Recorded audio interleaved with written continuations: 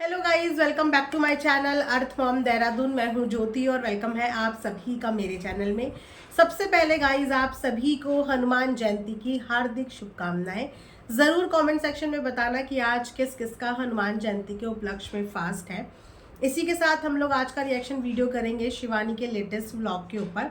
तो आज फाइनली दूध का दूध और पानी का पानी हो गया और अभी बहुत सारी और बातें हैं जो आने वाले दिनों में आप लोगों के सामने एक्सपोज होती हुई नजर आएंगी। तो जब कोई भी इंसान, सच्चा इंसान चुप्पी तोड़ता है ना और चुप रहता है, उसके पीछे दो वजह होती है। चुप इसीलिए रहता है कि किसी की बेइज्जती नहीं करना चाहता, और बोलता इसीलिए है क्योंकि उससे बुलवाया जाता है। तो आज यही सब हुआ है। आप लोग वीडियो में बने रहिए, बिना स्किप करे हुए पूरा वीडियो एंड तक आप सभी को ज़रूर देखना है। उसी के साथ मैं आप लोगों के साथ एक बहुत ही यूज़फुल चीज़ शेयर करने वाली हूँ छोटे छोटे बच्चों के लिए। आप लोग सोच रहे होंगे कि इस डब्बे के अंदर क्या है। इस डब्बे के अंदर वो है ना जो हर 2, 3, 4, 5 साल के बच्चों की माँओं को ज़रूरत होती है।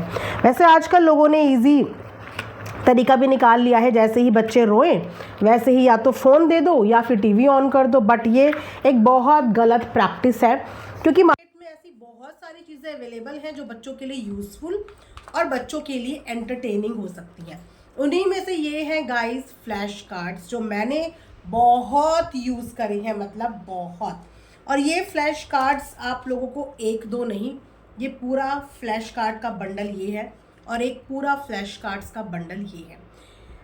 ये बुकलेट फॉर्म में भी आता है। तो जो लोग बुकलेट में कंफर्टेबल नहीं है, जो सिंगल सिंगल फ्लैश कार्ड्स के ज़रिए बच्चों को इंगेज भी रखना चाहते हैं और बच्चों को पढ़ाना भी चाहते हैं, तो इससे बेस्ट कुछ भी नहीं है छोटे बच्चों के लिए। ऑल इन वन, आपको कुछ भी सेपरेट लेने की ज़रूरत नहीं है।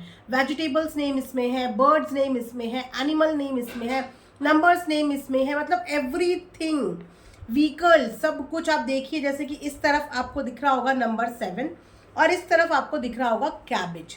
उसी तरीके से इस तरफ आपको दिख रहा होगा जीप और इस तरफ आपको दिख रहा होगा जैस्मिन। तो फ्लावर नेम, व्हीकल नेम, मतलब सब कुछ है इन फ्लैश कार्ड्स के अंदर। और फ्लैश कार्ड्स बहुत हल्के फुल्के कागज़ के नहीं है, काफ़ी अच्छे कार्ड्स हैं। तो ये मैंने बहुत यूज़ करे हैं और जैसे ही मुझे ये दिखा मैंने सोचा मैं अपनी प्यारी प्यारी बहनों के साथ इसे शेयर करूँगी। बहुत बहुत बहुत रीज़नेबल रेट पे है, इससे ज़्यादा सस्ता कुछ भी नहीं मिल सकता। एक सिंगल छोटी सी बुक भी इतने की नहीं मिलती जितने के ये इतने सारे फ्लैश कार्ड्स आपको मिल रहे हैं। तो ज़रूर आप इसे बाय करना और कमेंट में आप लोगों को इसका लिंक मिल जाएगा, मैं पिन कर दूंगी उस कमेंट को। साथ में चैनल का कम्युनिटी पोस्ट सेक्शन भी चेक कर लेना, वहाँ पे भी इसका लिंक आपको मिल जाएगा। चलिए अब इसी के साथ वीडियो में हम लोग बढ़ते हैं आगे। तो गाइज, आज फाइनली शिवानी ने चुप्पी तोड़ी है और वो सारी बातें यहाँ पे बताई हैं जिन सारी बातों को छुपाने की कोशिश कर रहा था गोरेलाल और शिवानी का परिवार। लेकिन जब कोई इंसान आपकी बेइज्जती करने पर उतारू हो जाए तो अपने पक्ष में कुछ तो इंसान बोलेगा। अब आप लोगों को समझ में आ रहा होगा कि दहेज का सामान आखिर वापस क्यों हुआ। पूनम के ससुराल वाले ऐसे निकलेंगे, कभी ये हमने सोचा नहीं था। सोचिए कि एक बेटी का परिवार कितना कुछ छुपाता है और वजह सिर्फ एक होती है कि उसकी बेटी के घर गृहस्थी में कोई दिक्कत ना आए। एक पिता अपनी जिगर का टुकड़ा भी किसी को सौंपता है और अपनी जिंदगी भर की जमा पूंजी भी दे देता है, लेकिन उसके बाद भी उसकी बेटी को और उसके परिवार को हमेशा नीचे ही दिखाया जाता है। ये कैसा दस्तूर है दुनिया का। तो आज आप लोगों को पता चला कि जिस बेटी की शादी के लिए गोरेलाल के परिवार कर्ज के अंदर आ गए, लेकिन बेटी की शादी में धूम धड़ाके में लेने देने में कोई कमी नहीं की। वो ससुराल वाले तो दहेज के लालची भी निकले, जिन्होंने शादी के दिन ही तमाशा करा कर दिया था।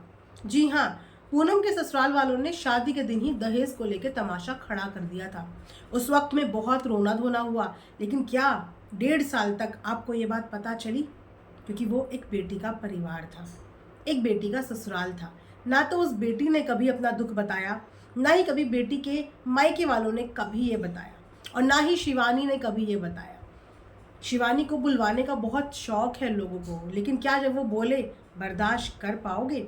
बहुत सारे गहरे राज उसके दिल में दफन होंगे, पर क्या अगर वो राज वो खोल दे तो वो बर्दाश्त कर पाओगे? अभी तो आज एक छोटा सा राज ही निकल के आया है कि शादी के दिन दहेज के लिए पूनम के ससुर ने तमाशा खड़ा कर दिया था। बेटी को गए हुए अभी मात्र 1-1.5 महीना भी नहीं हुआ और किसी के घर में शादी की सहनाइयों से रिलेटेड बातें होनी शुरू हो गई। एक परिवार का अभी खाना पीना ढंग से शुरू नहीं हुआ और दूसरी जगह में ढोल तमाशों की बातें शुरू हो गई। बहुत ही चतुराई से पूनम के ससुराल वालों ने पहले तो गोरेलाल की परिवार का इस्तेमाल किया, ये देखते हुए कि ये लोग इस समय पे टूटे हुए हैं, बिखरे हुए हैं, क्या ही बोलेंगे। उन लोगों को पूनम का सामान वहाँ पे नहीं चाहिए था, क्योंकि पूनम का सामान उनको खाने के लिए आ रहा था। उनको बड़ा दर्द हो रहा था, बड़ी तकलीफ हो रही थी पूनम के सामान को देख देख कर पूनम के सामान को तकलीफ हो रही थी। जबकि जब कोई इंसान चला जाता है ना हमें छोड़ के, तो उसका एक एक चीज़ हम सीने से लगा के याद स्वरूप रखते हैं। लेकिन पूनम के ससुराल वालों ने दहेज के सामान को आग लगाने की बात करी थी और ये प्रस्ताव पूनम के ससुराल की तरफ से आया था गोरेलाल के परिवार पे। तो कोई पिता अपनी बेटी के कन्यादान का सामान जलने के लिए कहीं पे छोड़ देगा, या कोई पिता अपनी जिंदगी भर की जमा पूंजी जो अपनी बेटी को दान में दी है वो जलने के लिए छोड़ देगा? उनके कहे अनुसार वो लोग वो सामान लेने के लिए चले गए, लेकिन वहां पे जाके तो उनके लिए ही पूरा जाल फंसाया गया था। जब ये बात तय हो गई थी कि दोनों में से कोई भी परिवार इस चीज के बारे में भनक तक भी बाहर नहीं लगने देगा, और गोरेलाल के परिवार ने इस चीज को निभाया भी। उन्होंने इस चीज की भनक बाहर नहीं लगने दी, क्योंकि अगर भनक बाहर जाती तो गोरेलाल के परिवार का कुछ नहीं जाता, बेइज्जती होती पूनम के ससुराल वालों की। लेकिन पूनम के ससुराल वालों ने सोचा कि गोरेलाल की वीडियो बना देंगे चुपके से, और गोरेलाल के पास कोई सबूत नहीं रहेगा, और इनके ऊपर ये लांछन लगा देंगे कि देखो बेटी मरने के बाद ये यहाँ से सामान भी लेके चले गए।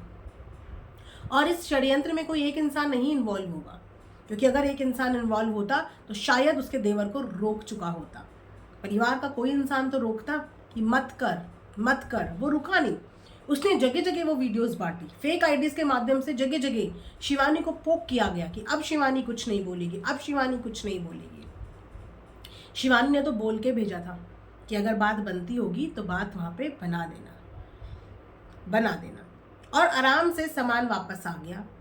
लेकिन इन लोगों ने वहां पे पंचायत भी इकट्ठा कर ली, जबकि ये काम और ये जो समझौता था ये दो परिवार को बीच में हो गया था सामान को लेके। लेकिन इन्होंने वहाँ पे पंचायत इकट्ठी कर ली, शायद इस चीज़ का सबूत बटोरने के लिए कि कल को इनके ऊपर इस बात का आरोप ना आए कि इन्होंने सामान भिजवा दिया। इन्होंने वहाँ पे अपने नंबर बनाने के लिए ये सारी चीज़ें गोरेलाल के ऊपर डालनी चाहिए और अपने आप को बचाना चाहा, क्योंकि बेसिकली मुद्दा ये है कि ये सामान का करेंगे क्या, क्योंकि इनको तो इससे ज़्यादा सामान कहीं और से मिलने की प्लानिंग जो चल रही है ना। बेटे की शादी की प्लानिंग चल रही है, दूसरी शादी की प्लानिंग चल रही है, तो उसका भी तो सामान आएगा और शायद इससे कहीं ज़्यादा आए। तो वो सामान रखने के लिए भी तो जगह चाहिए, है ना, और मुद्दा भी चाहिए कि कैसे करके हम इस परिवार को बदनाम करें और फिर बोलें कि हमें तो अपने बेटे की शादी दूसरी करनी ही है। अरे जो प्यार करता है ना वो सालों साल किसी की यादों में ज़िंदगी निकाल देता है, पर हम ये भी नहीं बोलते कि किसी भी इंसान को आगे बढ़ने का अधिकार नहीं है। हम तो एक औरत को भी सपोर्ट करते हैं कि उसको भी अपनी ज़िंदगी में आगे बढ़ने का अधिकार है। अगर किस्मत से उसका साथ कोई भी ऐसी ट्रेजेडी हो जाए तो सेम गोज टू आदमियों के लिए भी, कि अगर उनके साथ भी ऐसी कोई ट्रेजेडी हो जाए तो बिल्कुल उनको भी अपनी ज़िंदगी में आगे बढ़ने का अधिकार है। लेकिन आगे बढ़ने का अधिकार का मतलब ये नहीं होता कि आप अपने पिछले रिश्तों को इस तरीके से बेइज्जत कर दो या आप 4 दिन बाद ही आगे बढ़ जाओ। ये नहीं होता कि 1 महीने बाद, 4 महीने बाद, 5 महीने बाद आप आगे बढ़ जाओ। अरे थोड़ी तो शर्म इंसान रखता है, कुछ पल तो यादों में गुजारता है। लेकिन पूनम के ससुराल वालों को शायद इस बात की जल्दबाजी थी, जल्दी से ये सामान बाहर जाए तो नई बहू का सामान अंदर फिट करने के लिए जगह बन जाए, और उसका सारा बदनामी इन्होंने गोरेलाल के परिवार के ऊपर और शिवानी के ऊपर डालने की कोशिश करी। क्योंकि शिवानी ने कोई वीडियो नहीं बनाई, क्योंकि इन लोगों ने वीडियो बनाने से मना कर दिया था और गोरेलाल ने उनकी बात का सम्मान रखा। लेकिन देखा कैसे करके खेल गए ये लोग। और अभी बहुत सारी बातें हैं जो शिवानी ने बोला है कि गोरेलाल के मुंह से आप लोग सुनेंगे। तो चलिए, बातें तो बहुत सारी हैं, लेकिन पहले बातें तो हमारी भी हैं। पहले बातें तो एज अ ऑडियंस हम भी पूछ सकते हैं ना, जो चीज़ें हमने सोशल मीडिया पे देखी, कुछ सवाल तो हम भी पूछ सकते हैं, क्योंकि बड़ा शौक है पूनम के ससुराल वालों को शिवानी से सवाल करने का कि आप क्यों नहीं बोली, अब क्यों नहीं बोली, अब क्यों नहीं वीडियो बना रही। तो आप ये बताइए कि आप क्यों नहीं उस वक्त पे बोले जिस वक्त पे ये मुद्दा उठा था कि आपने अपने घर की बहू को सूट तक पहनने की मंजूरी नहीं दी। आप उस वक्त पे क्यों नहीं बोले? आप ये बताइए कि आपने अपने घर की बहू को सूट पहनने से मना क्यों किया? क्या आपके घर की बेटियां सूट नहीं पहनती? अगर आपके घर की बेटियां सूट पहन सकती हैं तो आपने अपने घर की बहू को प्रेगनेंसी में भी, वो भी बाइक में जाने के लिए, सूट पहनने के लिए अलाउ क्यों नहीं किया? वो तो आप लोगों की लिहाज में, इज्जत में साड़ी का पल्लू तक नीचे नहीं होने देती थी वो बच्ची पूनम। सही बोला है शिवानी ने, मिलती नहीं ऐसी बेटियां, मिलती नहीं ऐसी बहुएं जो एक टांग पे खड़े होके सिर्फ और सिर्फ अपने ससुराल वालों की बातें सुनती और मानती रहती है। तो क्यों नहीं पहनने दिया उसको सूट? क्या आपत्ति थी सूट में? सवाल नंबर 2, जब वहां पे अपना 4 पहिया वाहन लेके पहुंच गए थे दुर्घटना स्थल पर, सही वक्त पे पहुंच गए थे, तो एम्बुलेंस से पहले तुम लोग अपनी गाड़ी में डाल के प्यारे लाल को हॉस्पिटल क्यों नहीं लेके गए? इसका जवाब भी दो ना। बहुत शौक है देवर को वीडियोस बना के वायरल होने का, पोक करने का बहुत शौक है, तो जवाब दो इस बात का कि क्यों प्यारे लाल को सड़क पे मरने के लिए छोड़ दिया था? क्यों? किस बात की दुश्मनी थी? किस बात की नफरत थी? एक इंसान आपके सामने सड़क पे तड़प रहा है, उसके अंदर जान प्राण है, दिख रहा है कि उसके अंदर जान है, लेकिन उसके बावजूद एम्बुलेंस के आने का इंतजार किया गया, लेकिन खुद की गाड़ी में लेके उसको हॉस्पिटल नहीं ले जाया गया। जवाब क्या है इस बात का? है कोई जवाब? और ये जवाब तो वो है जो जनता देख रही है। शिवानी से क्या सवाल जवाब करोगे? शिवानी से क्या? क्योंकि शिवानी ने बिल्कुल सही बोला, छीछा लेदर करवाना नहीं वो चाह रही थी, लेकिन अब छीछा लेदर से कैसे बचोगे?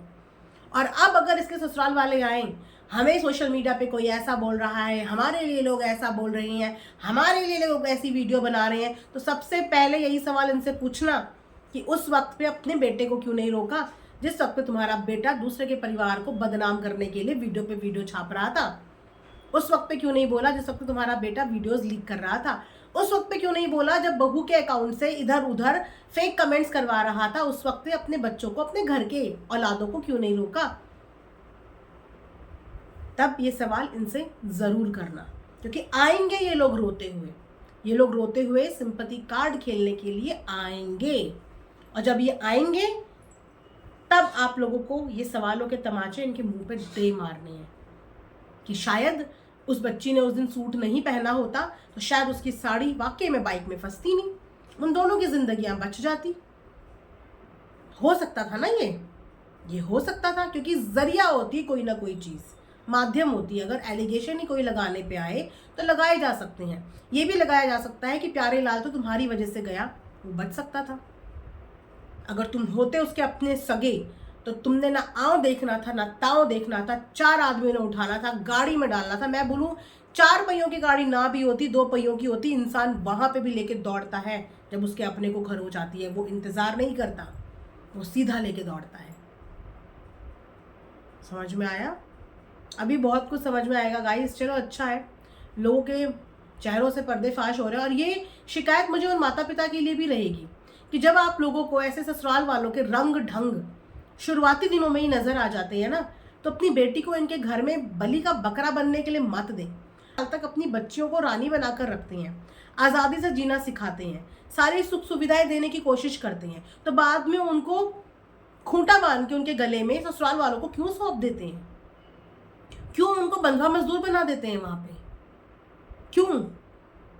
दहेज एक अच्छी चीज नहीं है। दहेज के चक्करों में बहुत घर, बहुत जिंदगियां बर्बाद हुई हैं। इस चीज का विरोध करा करो। आपने अपनी बेटी किसी को सौंप दी, इससे बड़ा दहेज कुछ नहीं होता। और जो लोग दहेज का लालच करते हैं वो लोग इसी तरीके से बाद में तमाशा करते हैं। आई होप गाइस कि ये वीडियो मेरा आप लोगों को पसंद आया होगा। इसको यहीं पे एंड करते हैं। बाकी I am very much curious to know कि और क्या क्या गुल खिलाए थे पूनम के ससुराल वालों ने। अब जब गोरेलाल का वीडियो आएगा तब हमें बाकी की सच्चाई पता चलेगी, उसके बाद हम उस पर भी ज़बरदस्त रिएक्शन देंगे। तब तक आप लोग अपना ढेर सारा ध्यान रखिए। Thanks for watching Earth Mom Dehradun. Bye bye, take care, love you all.